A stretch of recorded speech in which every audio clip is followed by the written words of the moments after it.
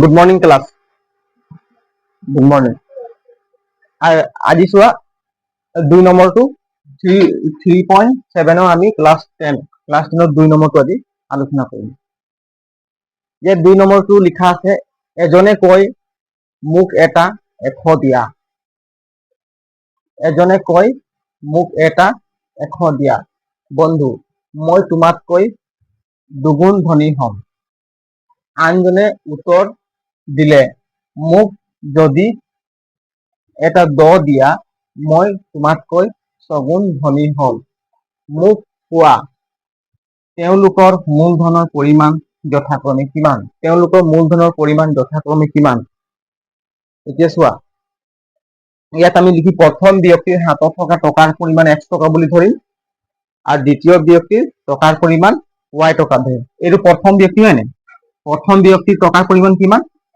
x টকা। এই দিয়াই আছে তোমালোকে, এনেকৈ বুজাই দিছো।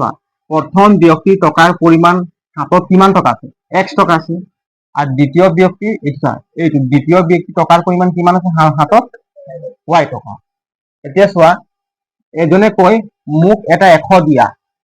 এই এক্সে যাৰ হাতত মানে প্ৰথম ব্যক্তিৰ হাতত x টকা আছে নাই, প্ৰথম ব্যক্তিয়ে কয় যে মোক এটা 100 দিয়া বুলি। কাক কয়? দ্বিতীয় ব্যক্তিজনক কয়।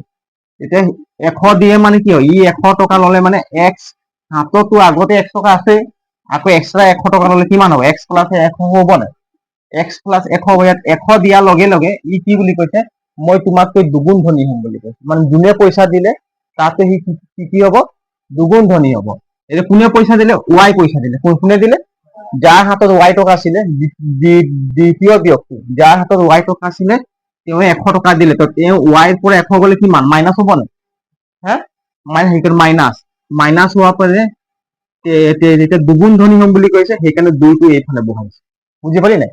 মানে এইটো প্ৰথম ব্যক্তি দুগুণ, মই তোমাতকৈ দুগুণ ধনী হ'ম বুলি ক'লে মানে এইটো সমান বুলি কৈছে নাই? 2 হ'ল y - 100। ঠিক তেনেকুৱা আকৌ প্ৰথম ব্যক্তিজনে কৈছে মোক যদি 10 টকা পইচা দিলে মই তোমাতকৈ ছগুণ ধনী হ'ম। 10 টকা পইচা দিলে কি বুলি কৈছে? মই তোমাতকৈ ছগুণ ধনী হ'ম। এক্সৰ পৰা এক্স যাৰ আছে x টকা মাত্ৰ আছে, যাক 10 টকা গুচি গ'লে কিমান থাকিব? x - 10। তো y পইচা 10 ললে, সেইটো কাৰণে কিমান থাকিলে? y + 10। তো মই ভালকে বুজাই দিম, বুজি নাই পোৱা তোমালোকে। চোৱা, এজনে কয়, মই লিখি দিছো, ধৰা হ'ল প্ৰথম ব্যক্তিৰ হাতত টকাৰ পৰিমাণ। লিখিলে বুজি পাবা।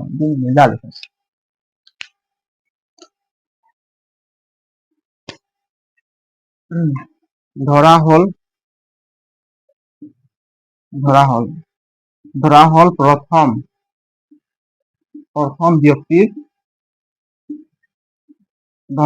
প্ৰথম ব্যক্তিৰ হাতত থকা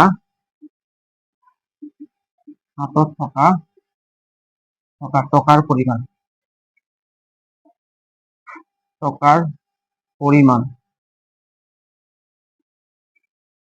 পৰিমাণ x টকা। কিমান? x টকা। দ্বিতীয় ব্যক্তিৰ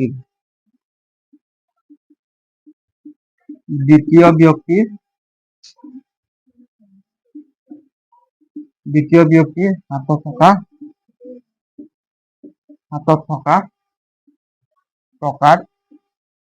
টকাৰ পৰিমাণ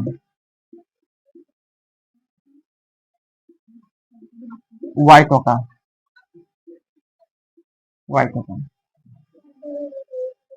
প্ৰথম ব্যক্তিৰ হাতত কিমান টকা আছে? x টকা আছে। প্ৰথম ব্যক্তিৰ হাতত কিমান টকা আছে? x টকা আছে। আৰু দ্বিতীয় ব্যক্তিৰ হাতত কিমান আছে? y টকা। এতিয়া প্ৰথম ব্যক্তিজনে ক'লে যে মোক এটা, প্ৰথম ব্যক্তিজনে ক'লে, এইটো প্ৰথম ব্যক্তিয়ে নাই, প্ৰথম ব্যক্তিজনে এই দ্বিতীয় ব্যক্তিজনক ক'লে যে মোক এটা 100 টকা দিয়া। প্ৰথম ব্যক্তিৰ হাতত কিমান টকা আছিলে? কিমান টকা আছিলে? x টকা। মই ধৰি লৈছো, হয়, আমি গম পোৱা নাই, কিন্তু এনেই ধৰি লৈছো যে প্ৰথম ব্যক্তিৰ হাতত কিমান টকা আছে? x টকা। এইটো বুজি পালি নাই? এই প্ৰথম ব্যক্তিজনে দ্বিতীয় ব্যক্তিজনক ক'লে যে মোক 100 টকা এটা দিয়া। এওঁক 100 টকা দিলে দ্বিতীয়, তেতিয়া কিমান হ'ব? তেতিয়া ইয়াৰ হাতত কিমান থাকিব? প্ৰথম ব্যক্তিজনৰ হাতত 1 টকা আছিলে, আকৌ যদি কোনোবা যদি 100 টকা দি দিয়ে, তেতিয়া কিমান টকা থাকিব? x প্লাছ 100 নহয় জানো? তোমাৰ হাতত যদি 50 টকা পইচা আছে, কোনোবা যদি তোমাক আৰু 100 টকা দিয়ে দিলে, টোটেল যোগ কৰিলে কিমান হ'ব? 50 প্লাছ 100 যোগ কৰিলে 150 টকা হ'ব না?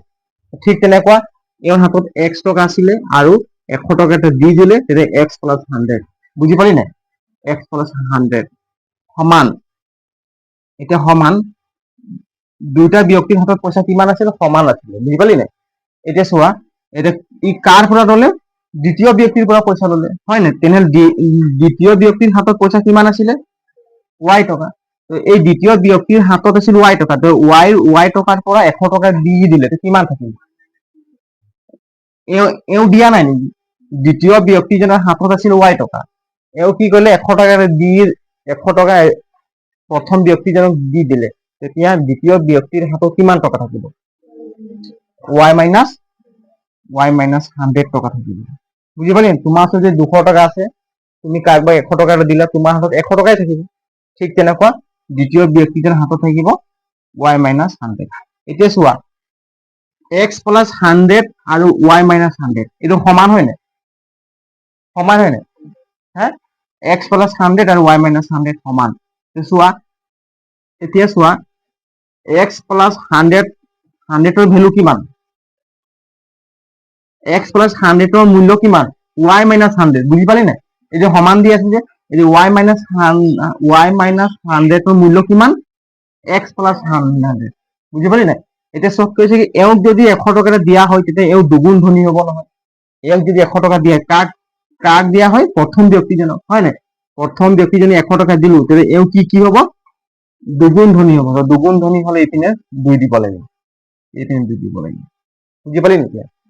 হা, এওঁক যদি 100 টকা দিয়া হয়, তেতিয়া এইটো ধৰ প্ৰথম ব্যক্তি যেতিয়া, এতিয়া ইয়াৰ টকা ইমানটো থাকিল, এইটো থাকিল কি? প্ৰথম ব্যক্তি, তাৰ মূল্য কিমান? ইমান, 2 × y মাইনাছ 100, বুজি পালি নাই? নাই পোৱা বুজি? 2টো কেলে দিলো? এইফালে 2 দিব নালাগে, এইটো ধৰ প্ৰথম ব্যক্তি বুলি ধৰ, এইটো যদি প্ৰথম ব্যক্তি বুলি ধৰি ল'ম, তেতিয়া তাৰ টকাৰ পৰিমাণ কোনটো হ'ব? এইটো হ'ব। কোনটো হ'ব? 2 × y মাইনাছ 100, বুজি পালি নাই? আকৌ মই যদি দ্বিতীয় ব্যক্তি বুলি ধৰিম, তেনে এইটো যদি দ্বিতীয় ব্যক্তি ধৰিম, তাৰ টকাৰ পৰিমাণ কোনটো হ'ব? এইটো হ'ব, x প্লাছ 100, বুজি পালি নাই? সেইকাৰণে ইয়াক 2 দিলো। এতিয়া আমি কেলকুলেশ্যন কৰিম, চোৱা, কেলকুলেশ্যন কৰিলে কি হ'ব? এই 2 ইয়াৰ লগত পূৰণ হ'ব, 2 টো 100 লগত পূৰণ হ'ব, x plus 100 equal twice y minus কিমান হ'ব?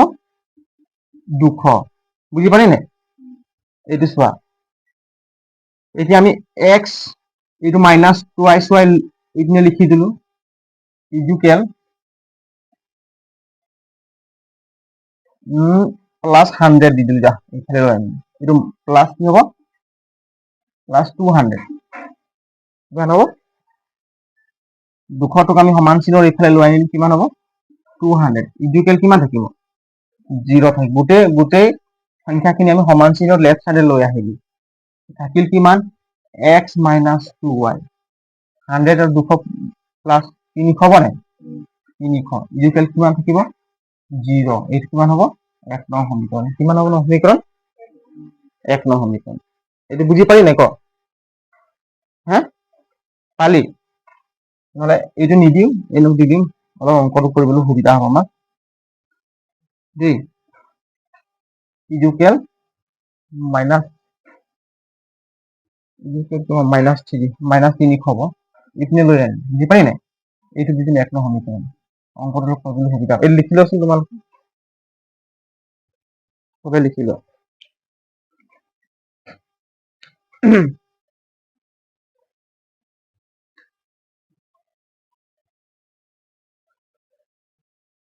তাৰপাছত কৈছে,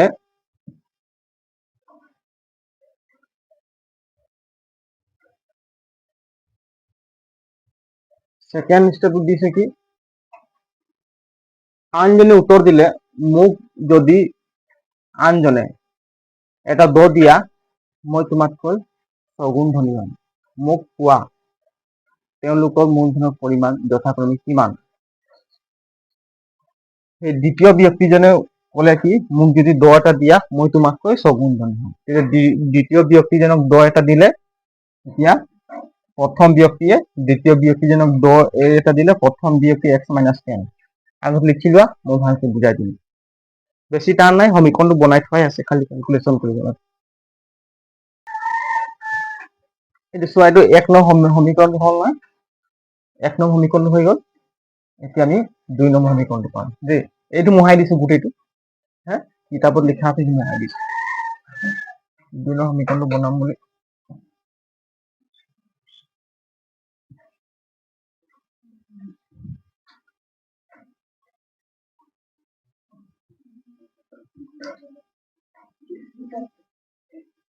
আমাৰ ইয়াত পূজা হৈ আছে, ৰাতি পুৰা একদম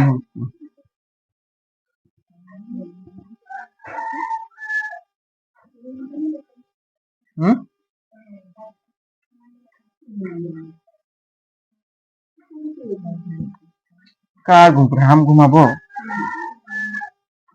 আমাৰ ঘুমপুটি মোৰ নহয়। পূজা আজি আছে নেকি? মনসা পূজা।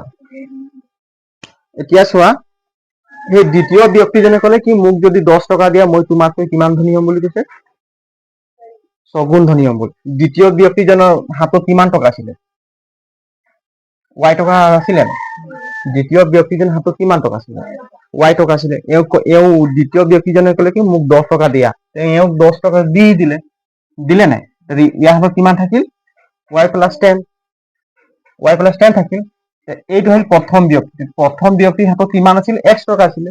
x ৰ পৰা 10 মাইনাছ হ'বনে? x ৰ পৰা 10 মাইনাছ হ'ব। এওঁ কি বুলি কৈছে?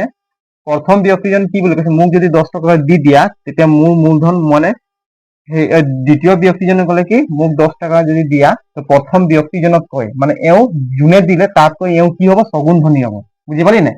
তো 6 টো আমি এইফালে পূৰণ কৰিব লাগিব। তেতিয়া এইটো প্ৰথম ব্যক্তি, তাৰ মূলধন কিমান? তাৰ পইচা কিমান থাকিল? 6 × x - 10। আৰু হয় নাই? এইটো প্ৰথম ব্যক্তি নহয়, এইটো কি দ্বিতীয় ব্যক্তি। এইটো কি ব্যক্তি? y টো আমি ধৰিম কি এইটো যদি মোহাই দিম, মই লিখি দিম কি দ্বিতীয় ব্যক্তি।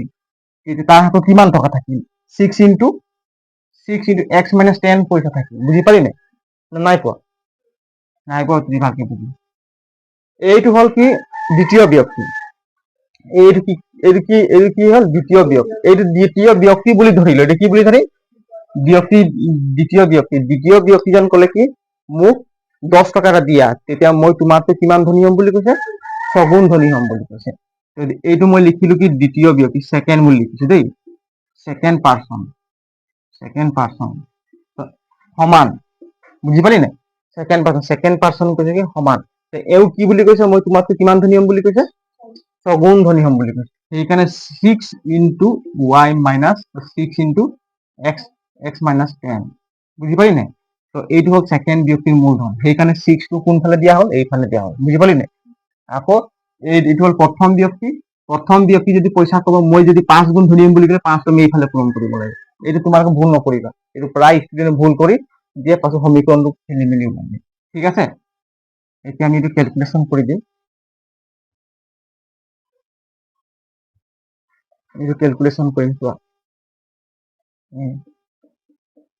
y + 10 = 6x। এইটো কিমান থাকিব? 60, হয় নাই? এতিয়া চোৱা y - 6x কিমান থাকিব? -60। এইটো +10 টো ইপিনে লৈ আহিলে কিমান থাকিব? -10। এতিয়া y - 6x মাইনাছে প্লাছে মাইনাছে প্লাছ। একে চিন থাকিলে কি হয়? একে চিন থাকিলে প্লাছ হয়। একে চিন থাকিলে চা মাইনাছ কিমান? প্লাছ। বুজি পালি নাই? প্লাছ কিমান? প্লাছ। একে চিন আছে নাই? একে চিন থাকিলে কি হয়? প্লাছ। একে চিন থাকিলে কি হয়? প্লাছ। এইটো মনত থবা। আৰু কি মাইনাছ প্লাছ থাকিলে মাইনাছ, প্লাছ মাইনাছ থাকিলে মাইনাছ। এইটো মনত থকা। একে চিন থাকিলে কি হয়? প্লাছ। আৰু বিপৰীত চিন থাকিলে মাইনাস একে চিন আছে যোগ কৰি দিম হয় নাই 70 কিন্তু ডাঙৰ সংখ্যাত কি চিন আছে মাইনাস চিন আছে বুজি পালি নাই ডাঙৰ সংখ্যাত কি চিন আছে মাইনাস চিন আছে এইটো কেই নং সমীকৰণ হ'ব 2 নং সমীকৰণ কেই নং সমীকৰণ পালো আমি 2 নং সমীকৰণ পালো 2 নং সমীকৰণ এইটো নিদিও এইটো আমি এটা মান বহাই দিম ডাইৰেক্ট শৰ্টকাট মেথড হ'ব দেই 2 নং সমীকৰণ নিদিও এতিয়া চোৱা y ইকুৱেল এইটো y ইকুৱেল কি থাকিব এইটো মাইনাস 6x এইফালে লৈ কিমান থাকিব প্লাস 6x মাইনাস 70 বুজি পালি এইটো 2 নং সমীকৰণ এতিয়া দিম ঠিক আছে এটা লিখিম কি y এৰ মান আমি 2 বহুৱাই পাওঁ y এৰ মান 2 বহুৱাই পাওঁ y এৰ মান 2 বহুৱাই পাওঁ y এর মান 2 নহয় 1 বহাই দিম y এর মান কত বহাম 1 নং সমীকৰণ বহুৱাই পাওঁ এটা 1 নং সমীকৰণ কি আছিল কোৱাচোন x minus 2y equal minus 300 x minus 2y equal minus 300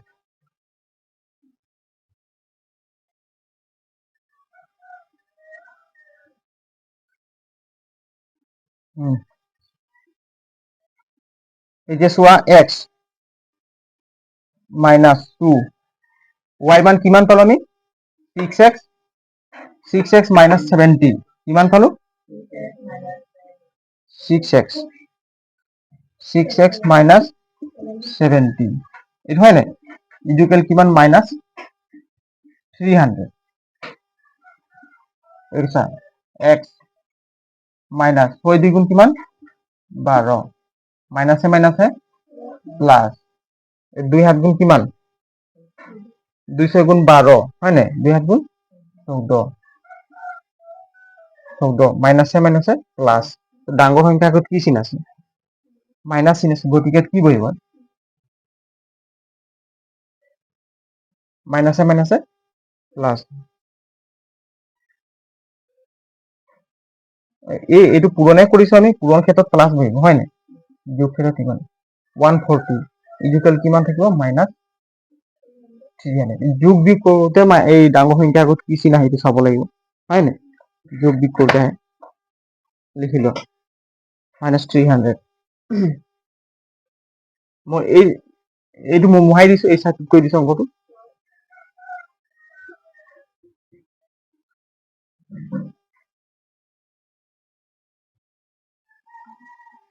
এতিয়া চোৱা এইটো চোৱা x plus x minus 12x কিমান আছে plus x minus 12 ইয়াতো x আছে ইয়াতো x আছে গতিকে আমি এই দুটাক প্লাস মাইনাস কৰিব পাৰিম ইয়াত কি আছে প্লাস ইয়াত কি আছে ইয়াৰ আগত মাইনাস প্লাসে মাইনাসে মাইনাস বিয়োগ কৰিম এতিয়া 12 ৰ পৰা 1 গলে 11x minus 11x আহিব সমান কিমান আহিব minus 11x minus 11x ঠিক আছে এতিয়া চোৱা 140 এইটো minus 300 সমান দিদি তুমি minus 300 আৰু কিমান আহিব minus 140 কিমান আহিব minus 140 এতিয়া minus 11x ইকুৱেল মাইনাসে মাইনাসে প্লাস যোগ কৰিলে কিমান পাম এইটো শূন্য এইটো 4 তিনিকে 4 440 পাম ডাঙৰ সংখ্যাত কি আছে মাইনাস ঠিক আছে এই মাইনাসটো কেনসেল গল therefore x ইকুৱেল কিমান থাকিব 440 divided 11 কিমান divided 11 therefore x ইকুৱেল কিমান পাম 40 বাৰ পাম কিমান 44 40 x ইকুৱেল 40 x ৰ মান কিমান পালো 40 মানে x ৰ হাতত কিমান টকা আছিল 40 টকা কিমান আছে প্ৰথম ব্যক্তিৰ হাতত কিমান টকা আছিল 40 টকা এই x ৰ মান দি আমি ক'ত বহাম যিকোনো এটা সমীকৰণ বহাম এটো লিখি লোৱাচোন তোমালোকে তেতিয়া আমি y ৰ মানটো পাই যাম এতিয়া x ৰ মান আমি কিমান পালো 40 হয় x ৰ মান আমি 2 নং সমীকৰণ পাই পাম চোৱা x ৰ মান এইটো মই আছ মাৰি দিছো দেই অংকত কৰিব সুবিধা হ'ব x ৰ মান 2 বহুৱাই পাওঁ 2 বহুৱাই পাওঁ। 100 মান 2 নং সমীকৰণ বহাই পাওঁ। 2 নং সমীকৰণ কোনটো আছে? এইটো হয় নাই? y ইকুৱেল কিমান? 6x minus 70 চোৱা 100 মান কিমান পালো? 100 মান 40। তেতিয়া x ৰ জেগাত কি পাম? 40 minus 70। এইটো পূৰণ কৰিলে কিমান হ'ব? 6 4 গুণ 24 240 minus 70। এবাৰ বিয়োগ কৰিলে কিমান থাকিব? 240ৰ পৰা 70 বিয়োগ কৰিম, কিমান থাকিব ক? 0। ইয়াৰ পৰা ধাৰ কৰি 14 পৰা 7 গ'লে 7 170 হ'ব নাই? কিমান হ'ব? এই 240ৰ পৰা যদি মই 70 মাইনাছ কৰিম কিমান হ'ব? 0। 14 পৰা 7 গ'লে 7 170 আছে নে? 170 হ'ব। কিমান হ'ব? 170। এতিয়া চোৱা therefore y ইকুৱেল কিমান? 170। মানে দ্বিতীয় ব্যক্তিজনৰ হাতত পইচা কিমান আছিল? 70 টকা। প্ৰথম ব্যক্তিৰ হাতত কিমান আছিল? প্ৰথম ব্যক্তিজন x আছে নে? তেনেহলে 40 টকা আছিল। চোৱাচোন উত্তৰটো। এতিয়া অংকটো বেছি টান আছে নেকি? নাই নহয়, এইটো অকমান এই পঢ়াটো অলপ বুজি পোৱাৰ আগত তোমালোকে পঢ়িবা, অংকটো পাৰিবা দেই। পঢ়াটো তোমালোকে বুজি পোৱা ধৰণে অলপ ভালকে পঢ়িবা, নিজে উত্তৰ ওলাই যাব। এইটো লিখি লোৱাচোন। বাকীটো লিখা নাই যদি লিখি লোৱা, নহ'লে স্ক্ৰীনশ্বট মাৰি লোৱা, যদি কোনোবা যদি আমাৰ ভিডিঅ' চাই আছে। ঠিকে আছে নে? মই লিখি দিছো কি প্ৰথম ব্যক্তিজনৰ হাতত থকা টকাৰ পৰিমাণ কিমান? 40 টকা। আৰু দ্বিতীয় ব্যক্তিজনৰ হাতত থকা টকাৰ পৰিমাণ কিমান হ'ব? 170 টকা। বুজি পালি নাই?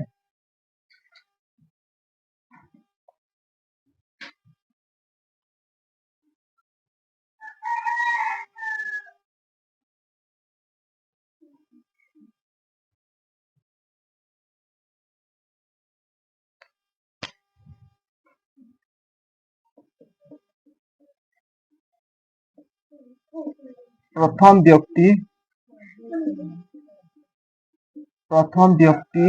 হাতত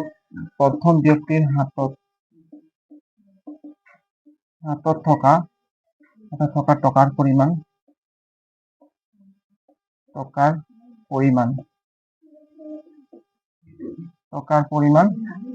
কিমান হ'ব? কিমান আছিলে? x টকা আছিলে, আমি কিমান ধৰিছিলো? x টকা। এতিয়া x মান কিমান পালো আমি? 40 টকা হ'ব। বুজি পালি নাই? 40 টকা। আৰু দ্বিতীয় ব্যক্তিৰ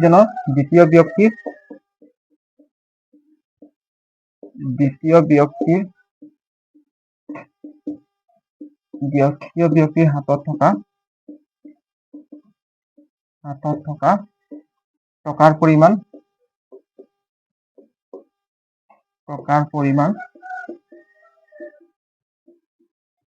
কিমান? y টকা। কিমান? y টকা। y মান কিমান পালো আমি? 170 টকা। বুজি পালি? 40 টকা আৰু 170 টকাৰ কথা আছে ইয়াত, হয় নাই? লিখি লোৱা তোমালোকে।